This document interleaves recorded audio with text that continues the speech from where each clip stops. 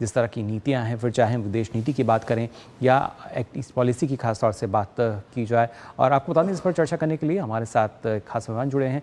राहुल मिश्रा जी हमारे साथ जुड़े हैं school of international studies JNU से, और साथ ही हमारे सहयोगी अजय मिश्रा भी लाहौस से हमारे साथ जुड़ चुके हैं। पहले राहुल जी, आपसे मैं जानना चाहूँगा, जब हम लाहौस और भारत के दोनों रिश्तों की बात करते हैं, किस तरीके से और प्रगाढ़ होते नज़र आएंगे, क्योंकि ना सिर्फ आर्थिक मोर्चे पर बल्कि अलग अलग मुकामों तक भी ये जो रिश्ते हैं पहुंचते हुए नज़र आ रहे हैं?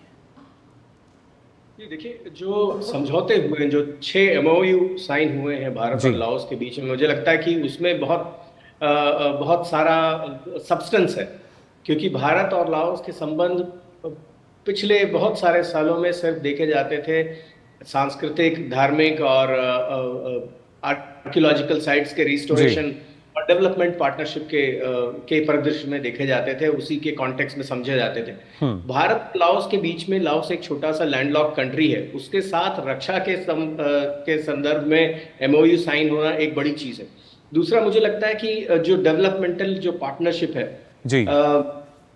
क्विक इम्पैक्ट प्रोजेक्ट्स हैं, उसको जो नई गति देने की कोशिश की जा रही है, वो मुझे लगता है बहुत इंपॉर्टेंट है।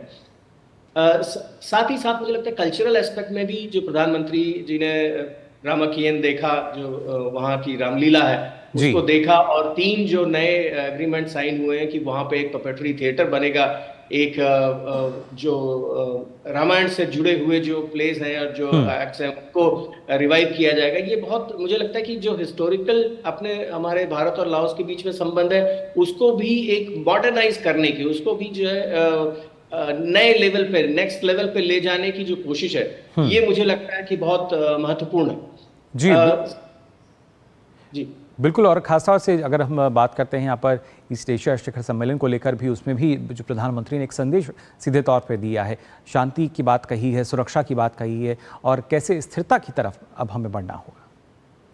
देखिए, प्रधानमंत्री जी ईस्ट एशिया समिट को हमेशा उन्होंने एक बड़े ही स्ट्रेटेजिक प्लेटफॉर्म के तौर पे यूज किया है, और इस बार भी ये क्लीशे हो गया है प्रधानमंत्री जी की विदेश नीति के बारे में कि उनका हर स्ट्रोक मास्टर स्ट्रोक होता है। लेकिन अगर हम ईस्ट एशिया समिट के पिछले 10 साल के प्रधानमंत्री जी के कार्यकाल में देखें तो हर बड़ा इनिशिएटिव जो है वो ईस्ट एशिया समिट के दौरान ही आया। पिछली साल 12 पॉइंट प्रोग्राम आया था, इंडो पैसिफिक ओशंस इनिशिएटिव, या यहाँ तक कि एक्ट ईस्ट पॉलिसी का लॉन्च भी ईस्ट एशिया समिट के दौरान हुआ था। तो जो मुझे काफी कारगर, जो 10 पॉइंट प्लान आया है वो बहुत महत्वपूर्ण है। और साथ ही साथ ये कहना कि एक ही बार में उन्होंने चीन की जो आक्रामक नीतियां हैं और साथ में विश्व शांति व्यवस्था, दोनों को एक ही उसमें लपेट दिया, ये कहते हुए कि विस्तारवाद का समय जा चुका है और विकासवाद का समय है। ये मुझे लगता है कि बहुत ही कम शब्दों में बहुत बड़ी बात उन्होंने कही है। और भारत का जो इसमें रोल है, आसियान के साथ मिलके, भारत और आसियान मिलके जो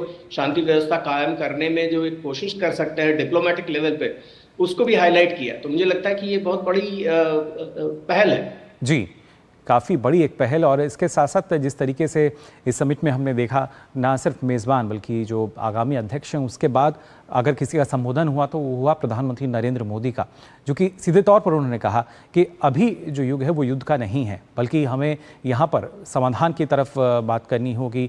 शांति की बात उन्होंने लगातार कही, और साथ ही साथ उन्होंने कहा कि आतंकवाद के साथ साथ और भी कई ऐसी चुनौतियाँ हैं जिनका सामना अगर हम सभी मिलकर करें तब शायद एक अच्छा समाधान जो है वो निकाला जा सकता है।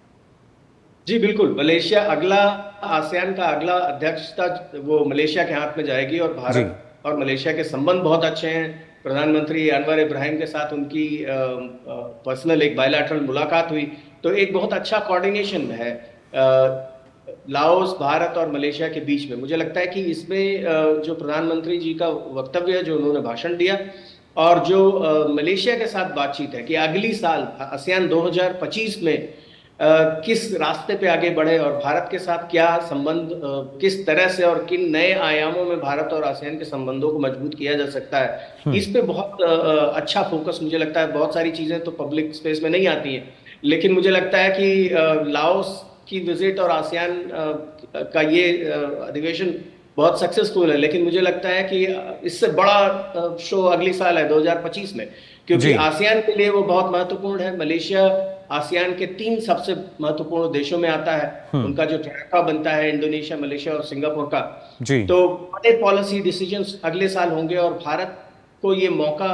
प्रधानमंत्री जी को ये अपनी बात रखने का मौका जो है, ये मुझे लगता है कि एक बड़े सिस्टमेटिक पॉलिसी कोऑर्डिनेशन का संकेत भी है। जी बिल्कुल। और साथ ही हमारे संवाददाता अजय भी हमारे साथ जुड़ चुके हैं।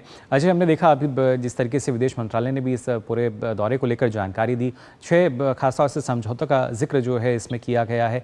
साथ ही साथ अगर देखा जाए ना सिर्फ आसियान समिट की हम बात करें या ईस्ट एशिया समिट की बात की जाए, तो अब एक मुखरता के साथ अब कहा जा सकता है कि जब प्रधानमंत्री हैं, जब बोलते हैं तो पूरा विश्व अब सुनता है, क्योंकि यहाँ बात विश्व कल्याण की होती है। सिर्फ एक देश तक ये बात सीमित नहीं है, हम विश्व कल्याण की बात करते हैं, वसुधैव कुटुंबकम की बात करते हैं।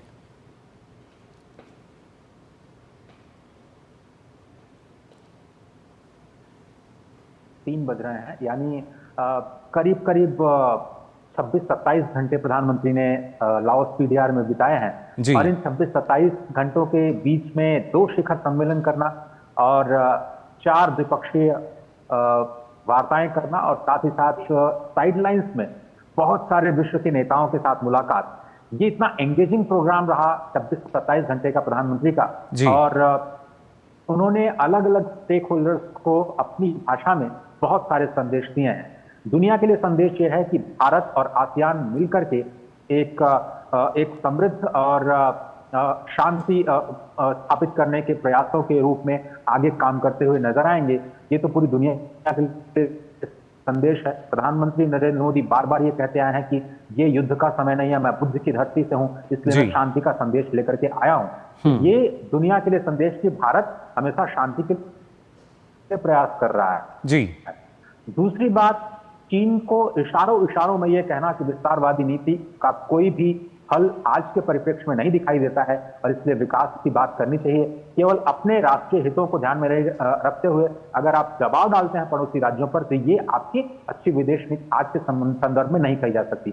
बहुत स्पष्ट शब्दों में उन्होंने चीन के लिए भी संदेश दिया और पूरी दुनिया को इस एक मत पर जुटने की सलाह दी है प्रधानमंत्री मोदी ने कि अगर इस पूरे साउथ एशियन रीजन में आपको शांति स्थापित करना है तो साउथ चाइना सी का आपको एक स्थायी समाधान निकालना पड़ेगा।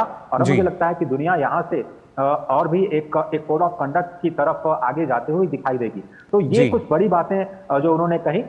भारत और आसियान की बात करें तो 10 साल 31 पॉलिसी के पूरा होने पर जो 10 सूत्रीय कार्यक्रम भारत और आसियान के लिए प्रधानमंत्री ने दिया है, उसको लंबे समय के लिए याद रखा जाएगा और उसका एक्शन तुरंत जमीन पर आना शुरू हो जाएगा अगले ही महीने। जैसा कि सेक्रेटरीज ने बताया कि बहुत सारे प्रोग्राम्स ऑलरेडी लाइंड अप हैं भारत की ओर से, तो चाहे वो टूरिज्म के क्षेत्र में हो, साइंटिफिक एक्सचेंजेस के क्षेत्र में हो, स्टार्टअप इकोसिस्टम के लिए हो या फिर कल्चरल एक्सचेंजेस को लेकर के हो, तो लगातार हम जो कहते हैं स्पिरिट में उसको कर करके दिखाते हैं। और भारत यही बार बार कह रहा है कि आसियान बहुत इंपॉर्टेंट है हमारे लिए, एक्ट ईस्ट पॉलिसी का एक बहुत ही सेंट्रल हिस्सा है और अब हमने उसमें इंडो पैसिफिक की नीति और जो क्वाड की नीति है उसको भी एक साथ जोड़ दिया है। तो इसलिए ईस्ट एशिया समिट और आसियान समिट को केंद्र में रखते हुए जो भारत की एक्ट ईस्ट पॉलिसी है उसको और भी मजबूत बनाया जाएगा और आगे जाकर के जो 5 सालों का एक्शन प्लान जिस पर आसियान और भारत सहमत हुए हैं 2030 तक काम करने के लिए,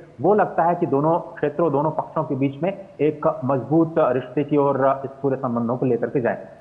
जी बिल्कुल। और साथ ही प्रोफेसर राहुल, आपसे भी समझना चाहूँगी क्योंकि जैसे अभी अजय ने हमें बताया कि क्योंकि जब आसियान भारत समिट की हम बात कर रहे हैं या ईस्ट एशिया समिट की हमने बात की और साथ ही साथ क्वाड को भी इससे जोड़ के अगर देखा जाए तो कहीं ना कहीं इन सब में जो मैरीटाइम का एक विषय है वो काफ़ी एक तरीके से फोकस में रहा है। उसको लेकर सभी ने चिंताएं व्यक्त की हैं कि कैसे शांति और सुरक्षा के साथ इस पर हमें काम करना होगा। प्रधानमंत्री ने सीधे तौर पर यही कहा कि जो विस्तारवाद है हम उसके पक्षधर कतई नहीं है, बल्कि जो क्षेत्रीय देश हैं उनके भी अपना उनका लोकतंत्र है, उनके जो जिस तरह के रूल्स हैं नियम अनुसार हमको चलना चाहिए। उस लिहाज से कितना महत्वपूर्ण, क्योंकि अब सिर्फ भारत की आवाज़ नहीं है बल्कि जब हम कहते हैं कि जो भारत है वो एक तरीके से ग्लोबल साउथ की आवाज़ जो है वो बनता नज़र आ रहा है, उस परिप्रेक्ष्य में अगर देखा जाए कितना महत्वपूर्ण।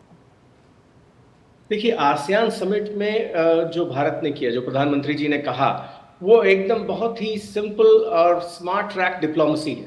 वो सिर्फ डिप्लोमेसी का हिस्सा है कि आसियान के जो देश हैं जो दक्षिण चीन सागर में चीन के साथ विवाद में फंसे हुए हैं उनको ये बताना कि भाई डायलॉग और डिप्लोमेसी की ज़रूरत है और साउथ चाइना सी डिस्प्यूट को जो कोड ऑफ कॉन्डक्ट है उसके जरिए सुलझा लिया जाए।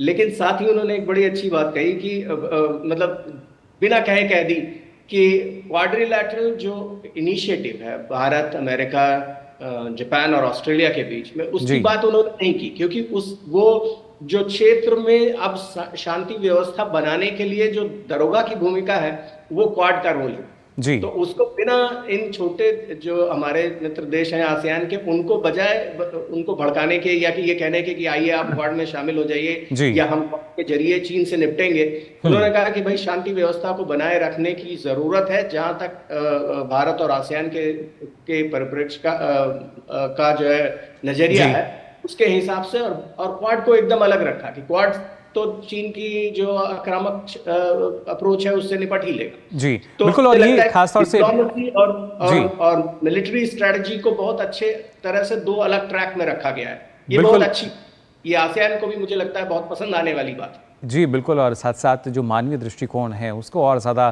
प्राथमिकता जो है वो इसमें दी गई है। फिलहाल प्रोफेसर राहुल, आपका बहुत बहुत शुक्रिया हमारे साथ जुड़ने के लिए, और अजय आपका भी शुक्रिया तमाम अपडेट्स के लिए। तो जाना आपने किन मायनों में जो लाओस